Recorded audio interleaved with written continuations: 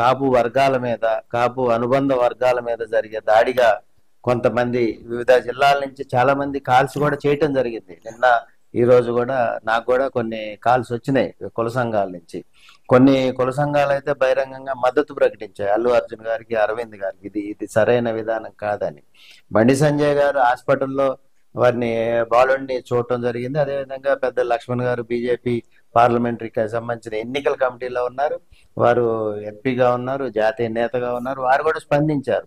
కానీ ఎందుకని ఈ వైఖరి కొనసాగుతుంది? బీఆర్ఎస్ వర్సెస్ కాంగ్రెస్ గా మధ్యలో అల్లు అర్జున్ గారు నలిగిపోతున్నారనే భావన సామాన్యులు కూడా వచ్చే పరిస్థితి ఉంది.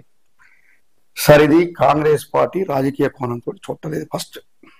రెండోది, ప్రతిపక్షాలకి సమస్యల మీద, జనాలలో సమస్యలు చాలా ఉన్నాయి, సమస్యల మీద ఎత్తుకునే ధైర్యం లేక ముఖ్యమంత్రి గారి సంక్షేమ పథకాలకి ప్రజల దగ్గర ఎత్తుకునే ఉద్దేశంతో బీఆర్ఎస్ బీజేపీ ఏకకంఠంతో, వాళ్ళిద్దరి ఇంటర్నల్ ఒకటే, ఏకకంఠంతో వ్యక్తిగత దాడిగా ముఖ్యమంత్రి గారి మీద పర్సనల్ వ్యక్తిగతంగా ఉన్న, అంటే అభివృద్ధి చెందుతున్నాడు, దీన్ని కట్ చేయకపోతే ఎక్కడికి ఇక రేవంత్ రెడ్డి మాకు దొరికే పరిస్థితి లేదు, పార్టీని ఐలీపీకి తీసుకుపోతున్నాం, మా పార్టీలు గల్లంత ఇది అనే దురుద్దేశాన్ని దృష్టిలో పెట్టుకొని, ఇదైతే మీడియా ముందుకు తొందరగా అవుతుంది. సినిమా ఇండస్ట్రీ హీరో కాబట్టి, సినిమా ఇండస్ట్రీ అంతా మీడియాకి దగ్గర ఉంటది కాబట్టి, ఇది మన ప్రత్యేక ప్రెస్ మీట్ పెట్టాల్సిన అవసరం లేదు, ఆటోమేటిక్ గా పబ్లిక్ కి మేము తీసుకుపోవచ్చు అనే ఉద్దేశంతో రేవంత్ రెడ్డి గారి మీద దాడి, కాంగ్రెస్ పార్టీ మీద దాడి తప్ప వాళ్ళు నిజంగా రేవంత్ రెడ్డి గారి మీద ఎవరు చేస్తున్నారంటారు? బీఆర్ఎస్ పార్టీ బీజేపీ పార్టీ చేస్తారు.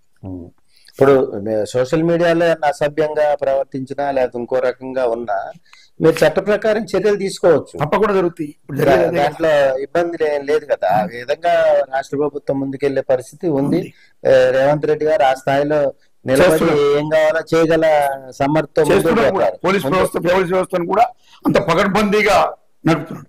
మీరేమంటారు మున్నూరు కాపు సంఘ నాయకుడిగా, సామాజిక వర్గ కోణంలో చూసి మీ కుటుంబ సభ్యుడిగా ఉన్న అల్లు అరవింద్ గారి ఫ్యామిలీ పట్ల ఈ జరిగే ఇటువంటి ఇబ్బందులు గాని, సామూహిక దాడులు గాని, లేకపోతే వివిధ అంటే అగ్రకులానికి సంబంధించిన రెండు వర్గాలు వెనక ఉండి ఈ దాడులకు చేపిస్తా ఉన్నాయనే ఒక విమర్శ కూడా ప్రధానంగా ఉంది.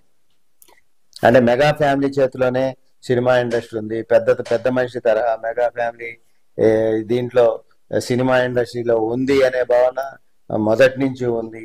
కాబట్టి ఆ టార్గెట్ ని ఛేదించడానికి కూడా ఈ అస్త్రాన్ని ఉపయోగిస్తున్నారని అనుకోవచ్చా? ఇప్పుడు మెగా ఫ్యామిలీ చేతిలో ఇండస్ట్రీ ఉన్నప్పుడు మెగా ఫ్యామిలీ ఏ కుటుంబం ఏ కులం కాపే కదా అన్నప్పుడు మెగా ఫ్యామిలీ దాడి చేసుకునే పరిస్థితి ఉండవు. మెగా ఫ్యామిలీ దాడి చేసుకుంది అనట్లే నేను. వాళ్ళ మెగా ఫ్యామిలీని ఏదైతే ఆధిపత్యంగా భావిస్తా ఉన్నారు ఇతర కులాలు, అదే కుటుంబానికి సంబంధించిన అల్లు అర్జున్ గారి మీద కక్ష తీర్చుకుంటే మెగా కుటుంబం మీద కూడా తీర్చున్నట్టుగా భావించే రెండు వర్గాలు ఏమన్నా చేస్తున్నాయి అనేది ప్రధానమైన విమర్శ. ఈ రోజు 2-3 ప్రెస్ స్టేట్మెంట్లు చూసా నేను. కాపు సంఘాల యొక్క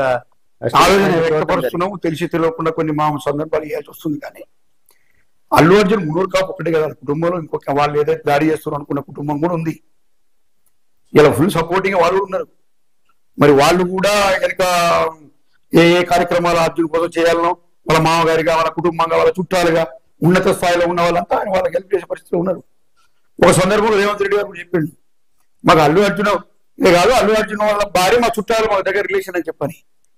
మరి ఇప్పుడు మెగా కుటుంబం మీద దాడి చేయడానికి కులాలకి అవసరం ఉన్నప్పుడు లేదంటే మెగా కుటుంబం చేస్తే వాళ్ళు ఫలించుద్ది. కానీ వాళ్ళ కుటుంబంలో ఒక సభ్యుడు కలిసిపోయిన తర్వాత అల్లు అర్జున్ గారి మీద చేస్తే వాళ్ళకి ఏమొస్తుంది?